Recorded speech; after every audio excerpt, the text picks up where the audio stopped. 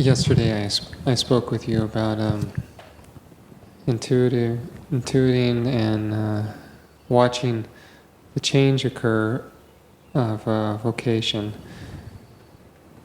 moving away from carpentry and coming into a place of being curious about what the kingdom has for me next. What is God going to look like right there next? How is God's fulfillment of purpose? What is it going to look like? Right there, where you are. Continue. The one thing that I'm wanting clarity with is the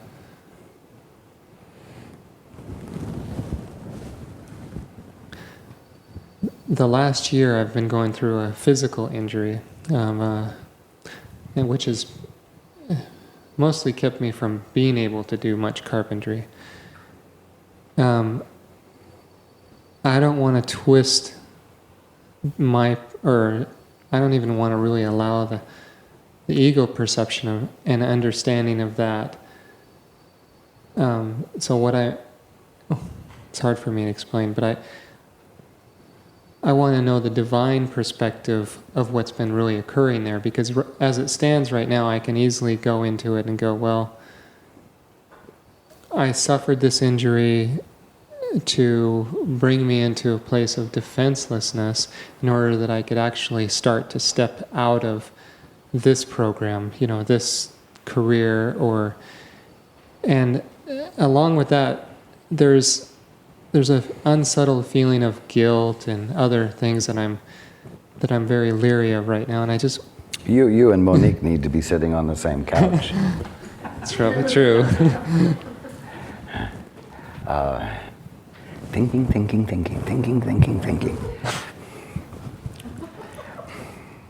What does this mean? What does this mean? What does it mean about me?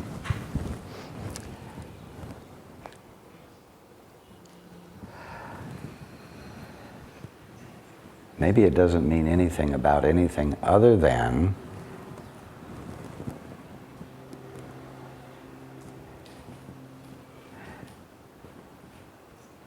that you need to pay attention to the need, and relative to the injury, the need is healing. Maybe it has nothing to do with anything except you're joyfully giving your attention to allowing regeneration and healing to occur, and not letting anything else be a significant distraction from that. Maybe it's about learning to be at peace with and participate in healing. Because as the L'Oreal advertisement says, you're worth it.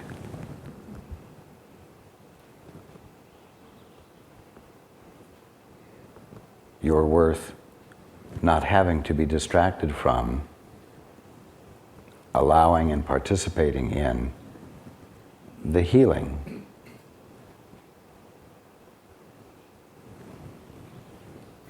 Healing that would allow you to resume carpentry, but which you're still going to leave anyway, meaning the profession of carpentry. Maybe it doesn't mean anything except be present in the now with the need and flowing with and participating in the healing itself.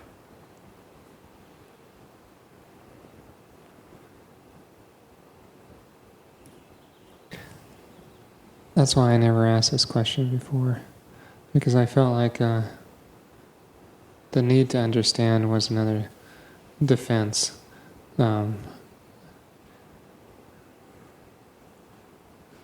Exactly. And it feels like it's another one of the circumstances is bringing me into deeper trust and faith in my life.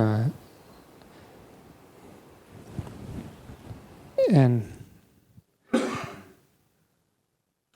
I'm just wanting to make sure if there's anything that I'm missing on this, because I'm wanting to let go of it. I don't want to carry it along because I think I need to have something to remind me, a physical ailment to learn from. Just wanting to get it and go and continue on.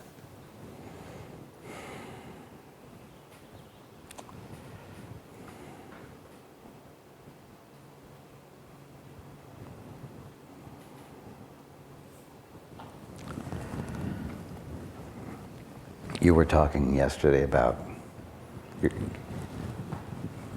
becoming simpler, becoming simple in your life. Part of what will help you become simpler in your life is to stop trying to figure out every little thing about every little thing and all the possibilities that every little thing might have, or meanings that it might have relative to every other little thing and its special meaning, and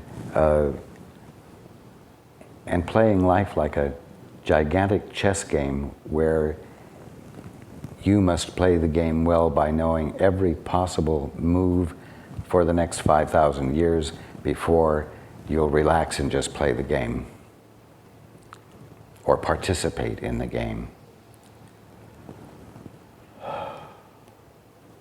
It's actually the attempt to have control. The need is simple. There was an injury, there needs to be healing. What promotes healing? Love. The willingness to recognize that which is real right there where the injury seems to be. That which is divinely real. That which is the presence of God, where your perception is telling you something else is going on. It's loving the place where the injury occurred so that the presence of God might become less and less obscured there. Knowing that it can become less and less obscured because where the injury occurred, there is no matter. It's all spirit. It's all the substance of spirit with a capital S. And therefore, because it is that aspect of God, I will say, that you call spirit, which is the substance of the visibility and tangibility of creation, you can afford to bless it with your acknowledgement of what it truly is, and be willing to let it reveal to you what is really going on there. It has no deeper or more complicated meaning than that.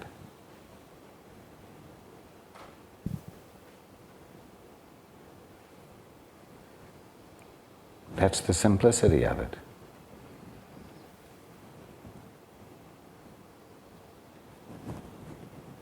Okay? Okay, thanks. You are welcome.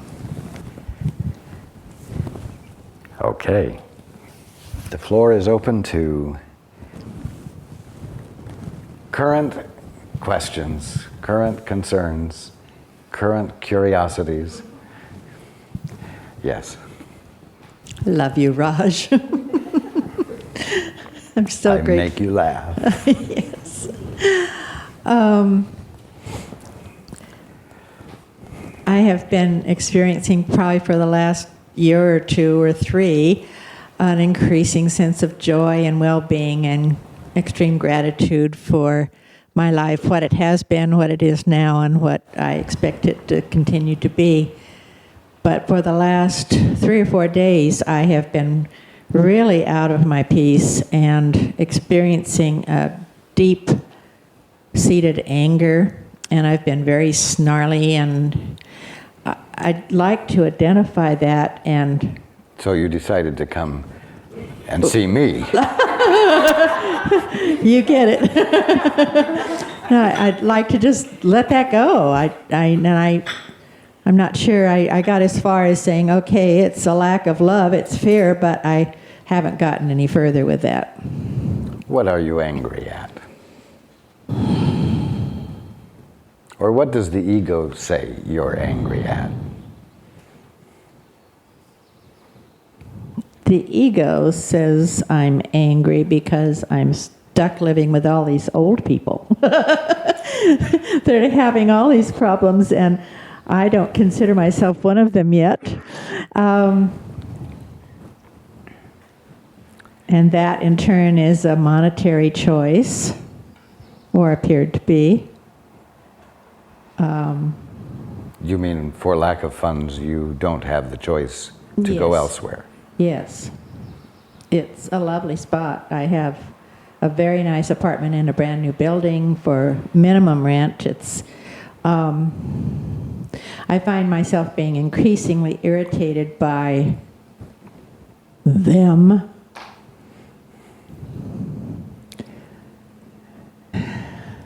Is that now the fear of being like them? Getting to that point where people leave the room when I come in and that sort of thing? What's happening?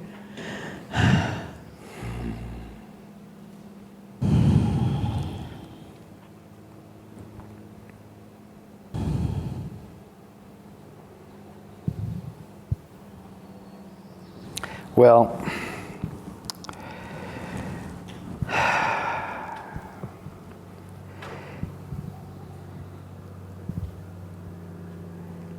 at the bottom line, you're pissed off because you can't be around people who are easier to love. Yeah.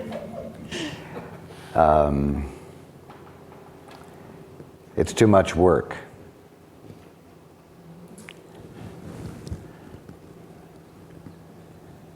So, that means that you believe that you have a limited amount of love to give and a limited capacity to give it. And it means that you are becoming old and crotchety. Yuck. Inflexible and unwilling to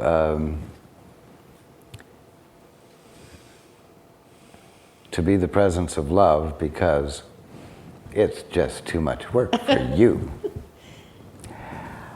And so you're indulging in a denial of what you are.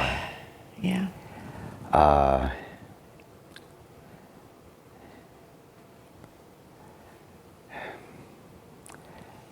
You got to open up the floodgates of love.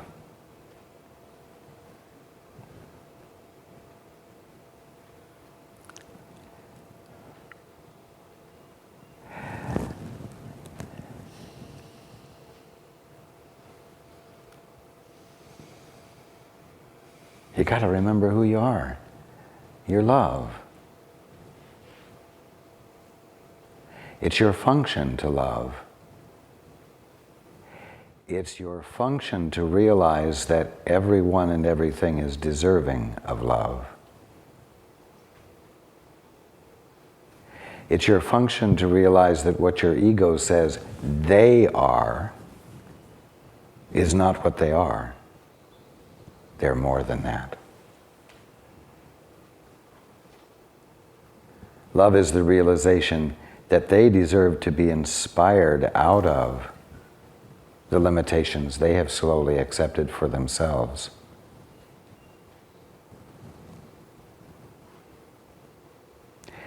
Love is the realization that it's worth it to you to be that love that inspires.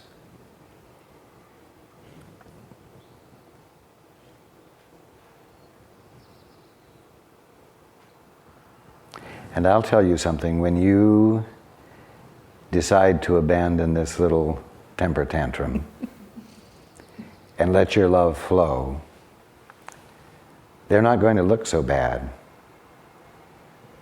They're not going to be as offensive to you.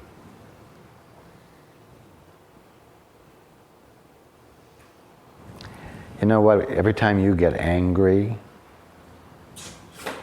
you put on a garment with Velcro loops, and then all the hooks get stuck to you.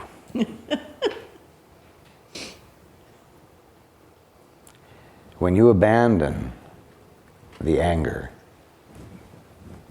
ultimately hate, the loops dissolve. It doesn't matter how many hooks there are out there. They don't get attached to you.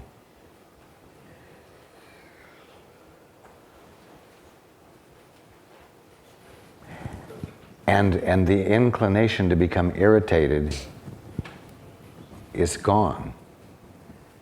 And you're able to be the presence of love.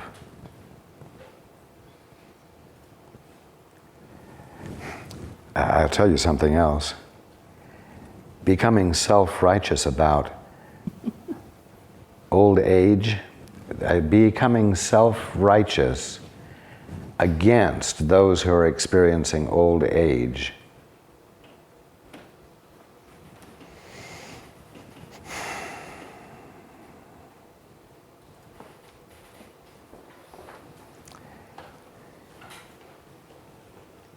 is part of the process of becoming a crotchety old woman. Okay. I don't want to do that. No, you don't. There better be less and less distinction between you and them. Not meaning that you are like them, the old codgers, but they're like you, the son or daughter of God, who deserves to be acknowledged as what they are, as much as this leaf deserves to be seen for what it really is.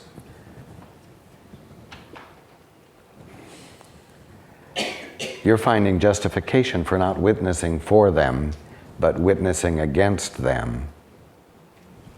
And isn't it interesting? You don't have the means to get away from them. Yes.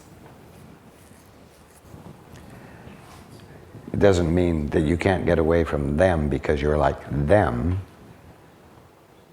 but because being away from them isn't the answer. Loving them is. You can dare to be kind and thoughtful instead of unkind and thoughtless.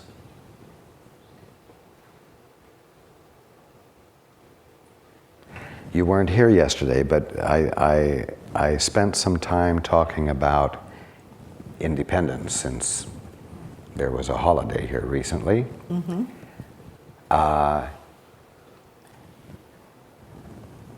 And I'm going to ask you the question, rather than who are you going to gain independence from, who are you going to grant independence to? And as long as you are sitting in such judgment on them, the old codgers,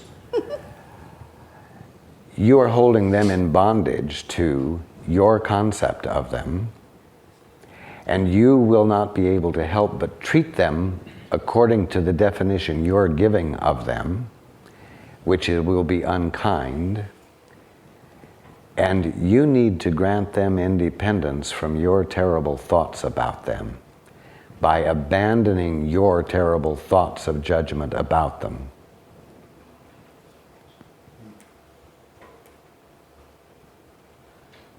Okay. There's no profit to unkindness.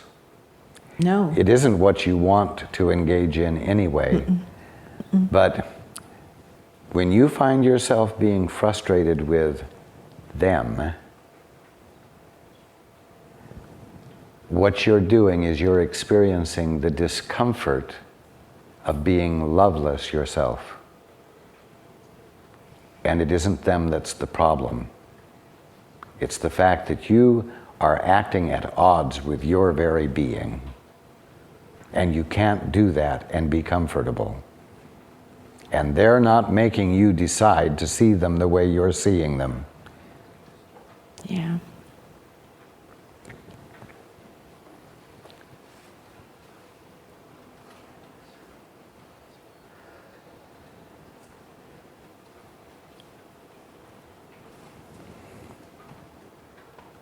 They're doing the best they can. They're at their leading edge.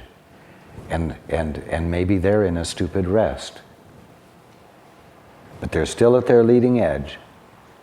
And they still deserve to be inspired to move beyond, forward a little of their leading edge.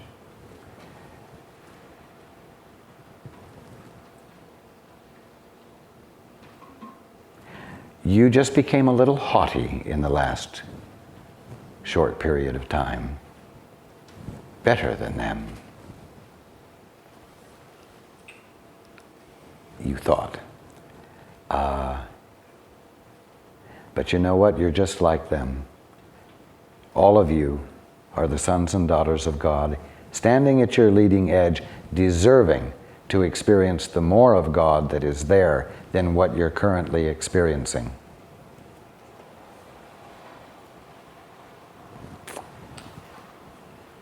Yeah. You deserve it.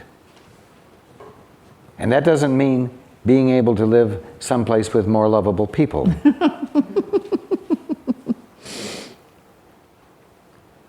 Well, I've been able to do that in the beginning of living there, which is now 3 years. Does that place tell you who you are? Does that place define you? I may be letting it define me at this point. Oh, well, you may be defining it as defining you. You can't let it define you Okay. because it doesn't have a voice. You've got to give Okay. it all of the details. Well, stop doing that. Either it's all God or it's not. And if it's all God, then that better be the definition. If you're going to give a definition, that better be the definition. And then you had best start paying attention to see God there. And see where the opportunities for being love are and extending it. And being there without judgment.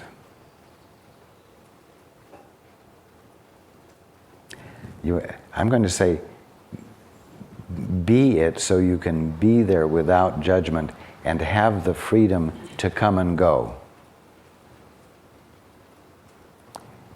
That place doesn't have to be the center and circumference of your attention and activity. But I will tell you something, if you let this continue to fester and grow, you're going to stop going out as much. And you're going to start becoming reclusive as well as bitter and judgmental. Don't let this grow. No, it's very uncomfortable. It Very violates uncomfortable. it violates the very presence of what you divinely are. And while it's violating you, you are violating them by your judgmental thoughts of them and making yourself even more miserable. Now, you can't make them more miserable. No, But you they're know pretty what? miserable lot. You know All what? by themselves. In your willingness not to judge them and in your willingness to acknowledge the presence of God there and that their behavior represents their ignorance of their godness, you provide an environment in which they can change their mind. You can't make them worse and you can't make them better, but you can be the presence that allows for realization and enlightenment to occur with them because it comes from you with love.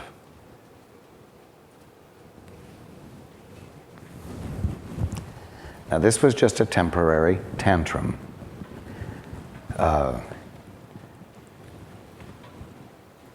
Catch it and abandon it quickly when it happens. And I really mean what I'm saying. Yeah. Because you don't deserve the imprisonment that awaits you if you don't stop it. That's not a threat. Okay. I understand. I got it. You needed a good, swift boot in the you-know-what. Yes. Okay. Okay. Okay. You're not such a sweet little thing that you don't need a boot once in a while. And this is it. Thank you. Thank you. Okay. I got it. I love you. Oh, I love you. Thank you.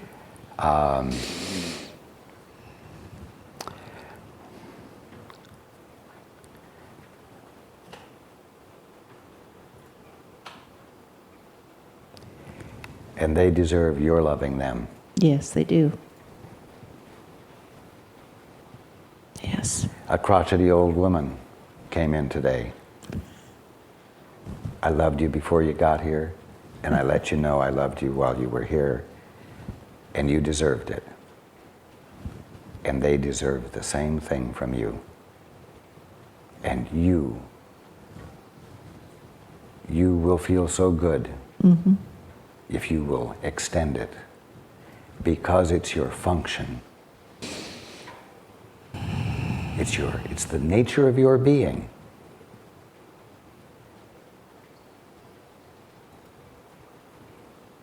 And you can't let there be anything that they can do that would justify your withholding the willingness to recognize in them the presence and substance of God as just as much as you would be willing to do it for this leaf.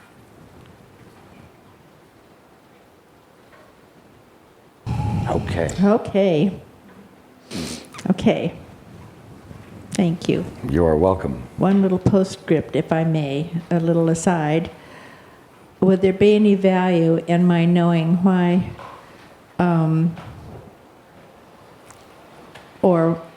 why the relationship with George ended so abruptly? None at all.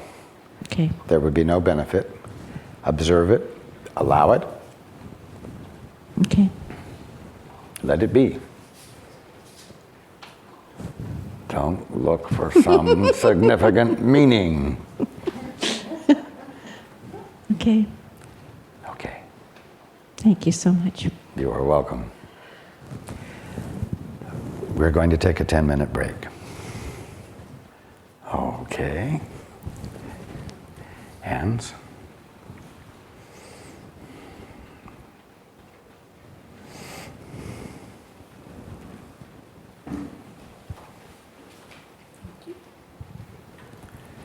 My question is a two-part. I was raised with most of the concepts, so I can buy into them easily. The first part is about guides. The second part is about God. I've never experienced a guide of any type. You have never Never. experienced? I was introduced to the idea a long time ago, so I don't just not believe in them for other people. But is the reason I've never experienced anything like that because I don't have a need for a guide, or because I'm just not in touch with one? I don't have a belief for myself. First of all, if you didn't need a guide, you wouldn't have a guide.